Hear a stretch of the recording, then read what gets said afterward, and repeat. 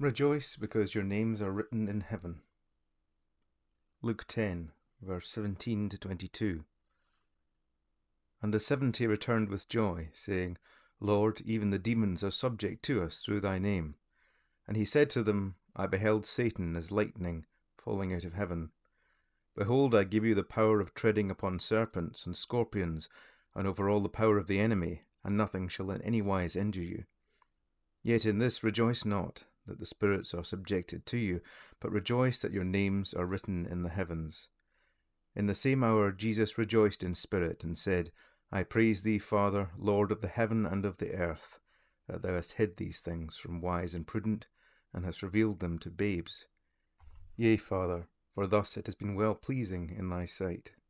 All things have been delivered to me by my Father, and no one knows who the Son is but the Father, and who the Father is but the Son, and he to whomsoever the Son is pleased to reveal him.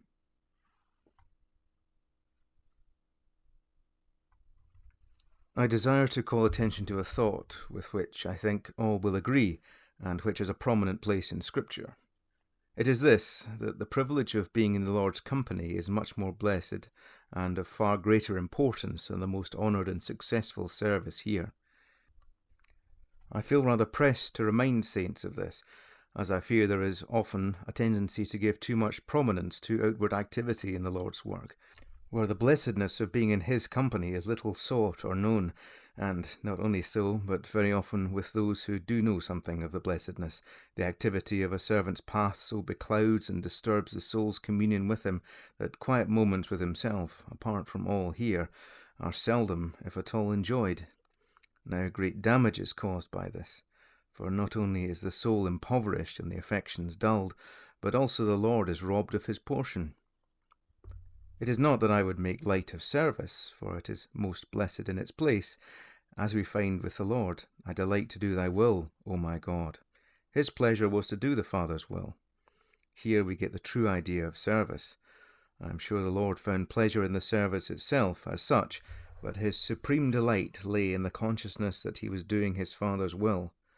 But the great defect in a good deal of our service is that the Lord's will is not known. I do not now refer to divine guidance in detail, but to the purpose of God. I do not think there can be any true service until this is in some measure apprehended.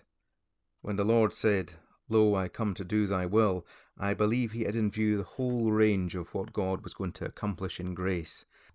And it is the privilege of every servant to be, in principle, in his position here. But for this we have to see, as I have intimated, that our place and portion with him is that good part. When I lay hold of this, I am in a position to know my Lord's will, and my pleasure will be to carry it out in my measure. Now we shall be helped as we arrive at the Lord's side of things and apprehend what his thoughts are. With this in view, reference has been made to this passage in Luke 10, where we have a glimpse of what occupied the Lord's heart at that time, and indeed of what occupies it, we may say, at this moment. There are few passages more beautiful. It comes in at the turning point of his blessed life, at a moment when, as far as outward circumstances were concerned, there was plenty to discourage. He was there as the vessel of grace, as chapter 4 so clearly shows, anointed of the Spirit for the setting forth of all there was in the heart of God towards man. What did he meet with in carrying out his mission of love? Rejection from the outset, and the cross at the end. At Nazareth they thrust him out, and led him to the brow of the hill whereon their city was built, that they might cast him down headlong, and at Jerusalem they led him to Golgotha, where he was crucified. It is most touching to notice that in his private life, as seen in chapter 2, he is in favour with God and man. But when we come to chapter 4, where his public ministry begins, he becomes the object of their bitterest persecutions, and this, too, at Nazareth, where he was brought up. What brought about the change? Simply this, that in chapter 4 he begins definitely to set forth God to man. Thus the natural heart was fully exposed. The reproaches were really directed against his Father, but they fell upon him. All this is very solemn. Now these are the circumstances under which we have this beautiful passage in chapter 10. Comparing the parallel passage in Matthew, we see that his complete rejection by the nation was fully manifested. John the Baptist, too, the one above all others on earth to whom he might have looked for sympathy, began to doubt. Was the Lord indifferent to all this? Not at all. He felt all most keenly. He could say, "The reproaches of them that reproached thee have fallen upon me." But look at the moral grandeur of what comes out here. In that hour Jesus rejoiced in spirit and said, "I thank thee, O Father, Lord of heaven and earth, that thou hast hid these things from the wise and prudent, and hast revealed them unto babes. Even so, Father, for it seemed good in thy sight." His pleasure is found in the fact that his own are the subjects of the Father's teaching.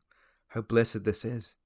He turns away from the sufferings, rejection, and service here to another scene, which evidently opens up before him, where the Father was to be all, and where he was to have companions, taught of the Father with himself. The nation was rejecting him, and Jehovah, as a consequence, was about to reject it. He was going to hide his face from the house of Jacob. But Jesus had disciples, children given to him of the Father, and these were precious to him. Refused by his beloved but faithless nation, his heart and hand would from henceforth be devoted to them. His pleasure was found in ministering to them, and the consciousness that they were the objects of the Father's love and care. Now this is what we have at this moment. Through death and resurrection, the Lord has entered, as man, into that blessed scene of light and love, the circle of divine affections, from whence he came to make God known. And look, he wants us there. He died for us, that, whether we wake or sleep, we should live together with him. 1 Thessalonians 5, verse 10. This is surely our privilege now. It is the privilege of the believer to retire from his outward path of service here and enter in spirit that blessed place where Christ is, as associated with him. This is the great point for the moment, but are we prepared for it?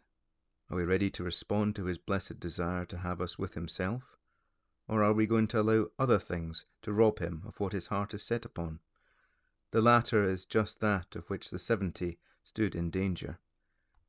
They were truly servants. They had been sent out by the Lord and endued with the needed power for their mission. Now they return flushed with victory, saying, "Even the devils are subject unto us through thy name."